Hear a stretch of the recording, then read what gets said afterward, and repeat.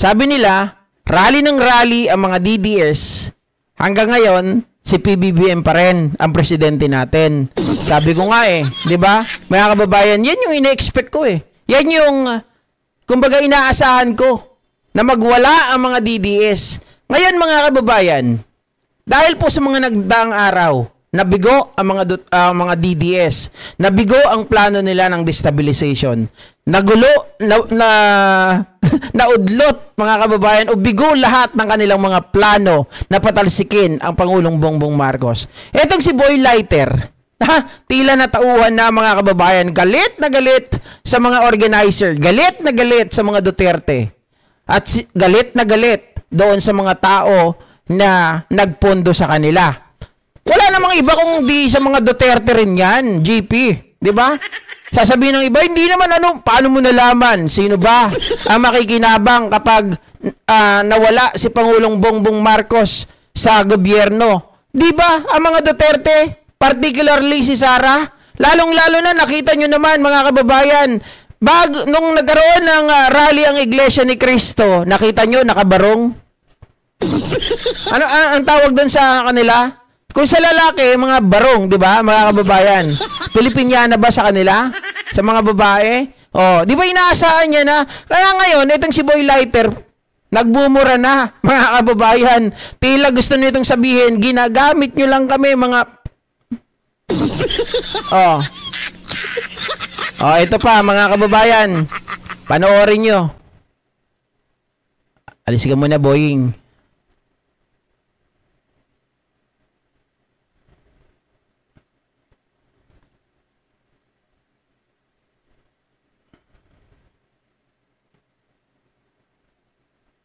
So sa palagay mo, Kuya Park, wala talagang mangyayari sa ganito.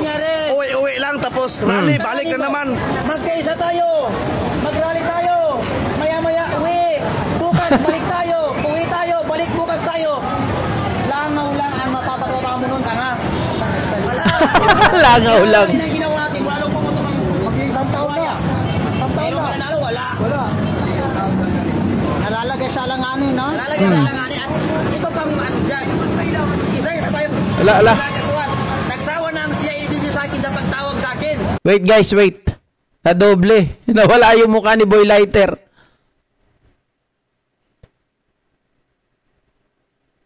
So sa palagay mo, Kuya Park, wala talagang mangyayari sa ganito. Uwi-uwi lang tapos rally, balik na naman. Magkaisa tayo, mag-rally tayo, maya-maya uwi, bukas balik tayo, uwi tayo, balik bukas tayo. Langaw lang ang mapapagawa mo nun, tanga.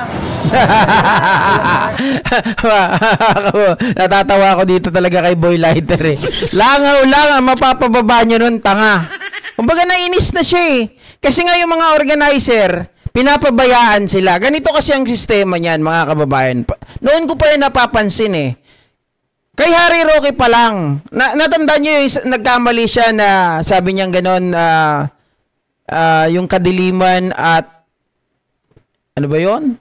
Kadiliman at kasamaan. Pinapalabas niya yung mga tao. Pinapalabas niya yung mga tao na magwala na magalit, pumunta sa EDSA, pero sila, yung mga leader, ay hindi mo makikita. Sa makatuwid mga kababayan, ipinapain lang nila, ginagawa nilang human shield, yung mga bobong mga DDS. Diba?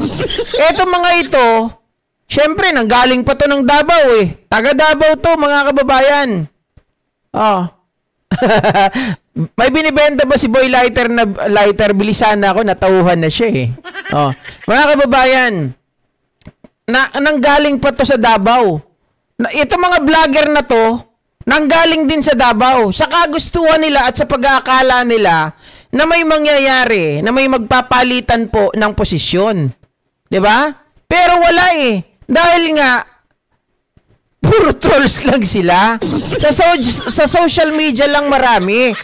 Diba? Pagdating po sa actual, itong mga to, kawawa. Sabi nga niya, nakulong na ako't lahat-lahat. Nagsawa na nga. Yung CIDG, kahanap sa akin, kakapatawag sa akin. Tapos kayo, wala. Ha? Ay, ang November 30, palagay ko wala pa rin mangyayari dyan, Marley Pitogo. Ha? Ilang rally na ginawa natin, wala nang pumunta kang Mag-isang taon na. Isang taon na. nanalo, wala.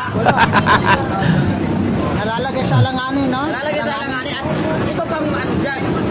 Isa tayo sinakasuhan. Nagsawa na ang CIDG sa akin sa pagtawag sa akin. Oo. Ayaw na nila akong tawagin ngayon. So dapat ganun. Di ba? Tapos pag nanalo sa rally, bumagsak si BBM, lahat ng mga na nasa taas ng stage. Real talk ha, real talk. Totoo naman yun eh. Di ba? Mga bida-bida kasi nakita na nga natin yan mga kababayan eh. Doon pa lang sa rally ng INC eh. Mga ka-GP Natics, sabi nila, rally daw yun ng for transparency and accountability. Anak ng baka, mga palusot ninyo. Kung ito ay para sa transparency and accountability, dapat hindi nyo pinagsasalita yung mga DDS kahit na si Marcoleta. Bakit? Pinagsalita nyo si Amy, pinagsalita nyo si Guanzon, pinagsalita nyo si Chabit, pinagsalita nyo si Amy. Alam nyo naman ang mga sinasabi niyan eh. Mga kababayan, di ba? Kaya talaga, kahit anong sabihin ninyo na hindi totoo na kayo ay nababayaran, di ba?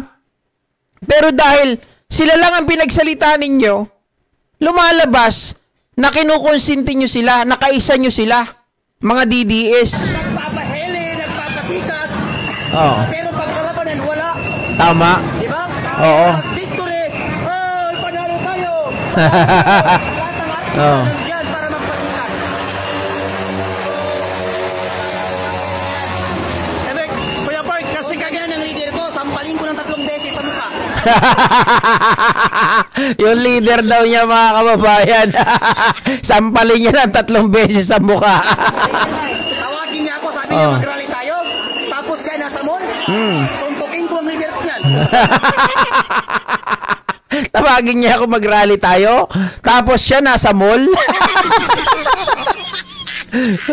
Kawawa no mga kababayan.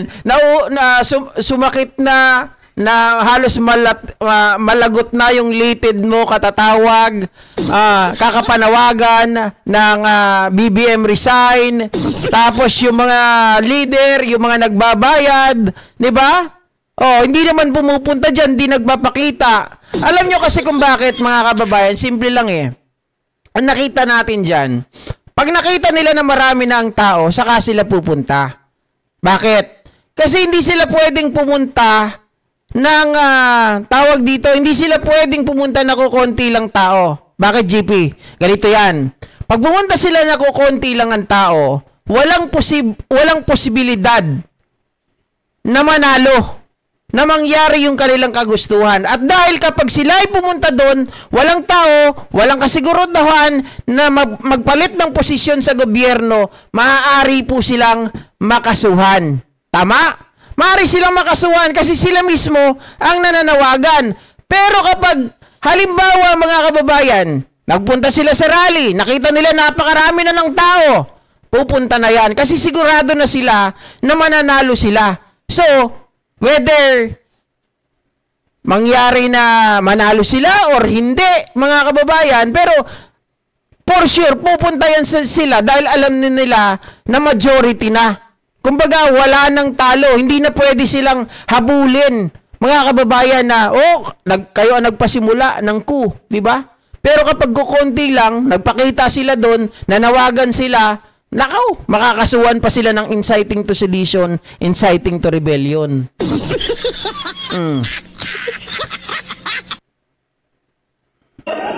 Hindi ako papayag nun. Nung nasa Mindiola tayo. Oo. Nagpawat bago hindi. Lahat ng press, nagpupura ko. Oo. Kahit doon mismo bakit? Ako yung nakikita ng tao na nagsasalita. Tapos makikita nila sa peligro, ako ang unang tatakbo? Hindi ito pwede. Pag nagkagulo, ay, sumakay ng kotse si umuwi. Victory, nasa taas ng stage. Ayaw magpawag ng microphone, puso sa kanya lang. Mga kababayan, palalo tayo, tapos na nga ang Gago! Oo nga naman. Hindi niya ba napansin na talagang pinapain lang kayo? Kayo ang ginagawang human shield. Oh. Hindi yan pwede. Sagurin mo mukha mo. Sabi daw sa kanya mga kababayan, tara sigurin natin. Siguro, mga ka-GP Natics, pinapasugod sa kanila yung Malacanang. Hindi yan pwede, sigurin mo mukha mo. Oh. Susugod kayo, nasa stage. Pagtulog. Oo. Walang tulugan daw. Susugod daw. Walang tulugan. Tapos ito mga tao. Kung sa kanya. Mm. Saan ang organizer? Saan? Saan ang organizer? Sino nagtawag ng rally? Mm. Sino nagtawag ng rally? Nandito? O wala. Sinong kawawa? Taong sumusunod sa mga gagong organizer. Eh kahit kayo magtulong-tulong pa ng organizer, ipatuloy niyo ako. Magsuntukan tayo sa loob ng kulungan. Kayo. Kawawa yung taong sumusunod sa inyo eh. Dati ng tao, bigla kayong maalis. Di ba? Kahit pagkain, hindi nyo inuwanan. Hanggang bukas, uminom sila ng tubig. Tapos saan sila iini dito? Oo. Mag-rally tayo, magkaisa tayo. Andiyan ang pulis, umulis din siya. Iniwan ng tao. Ano masasabi Ano mo yan, dito sa... isasacrifice mo sila? Di ba? Oh, Kuya Bart, ano masasabi mo dito sa mga liwanang vlogger na galing pa ng ibang... Ito, taga Davao. Davao. Taga Davao kasi akala nila meron silang mapunan na video na maganda at talagang labanan. Yes. Eh wala pala, puro ba yung na muna sa atin?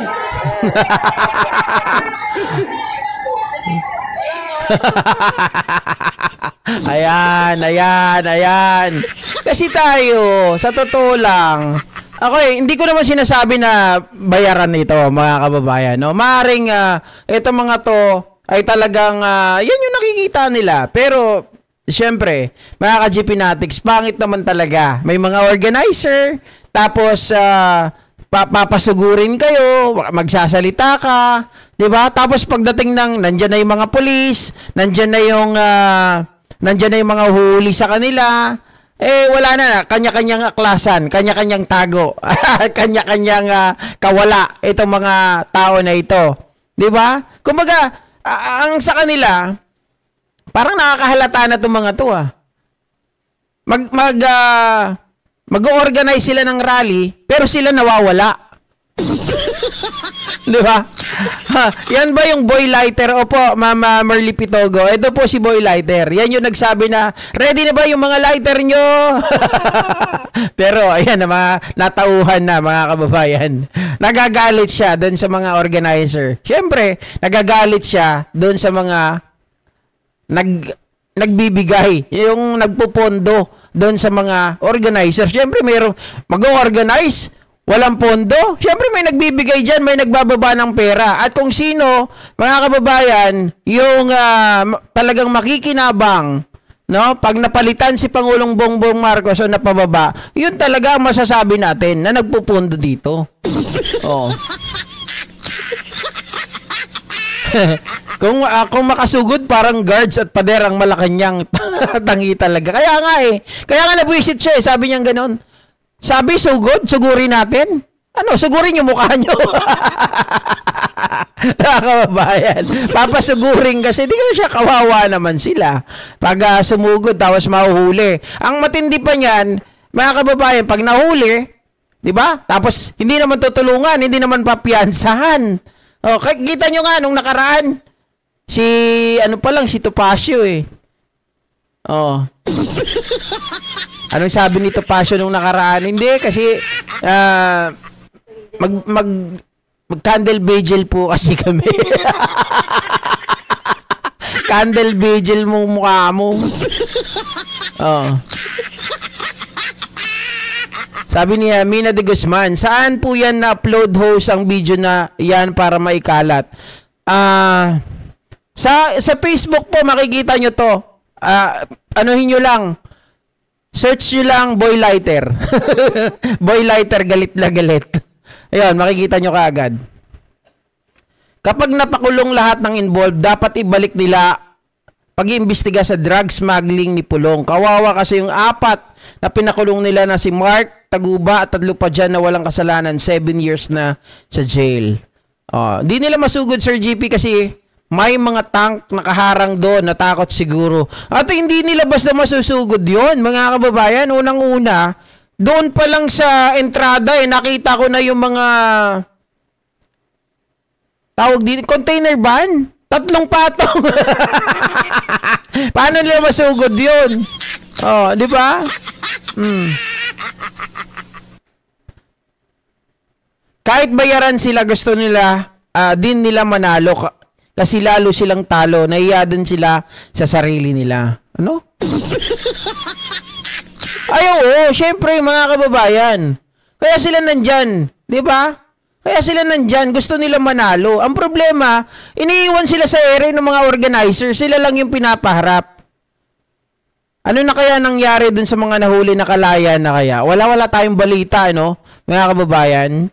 Baka naman na yung iba, kung nakapagpiyansa, pero paano pag walang pampiyansa? Diba? Nangulungan na lang. Anyway, iwanan na natin yan si Boy Lighter, mga kababayan. Ito naman ang pag-usapan natin ngayon.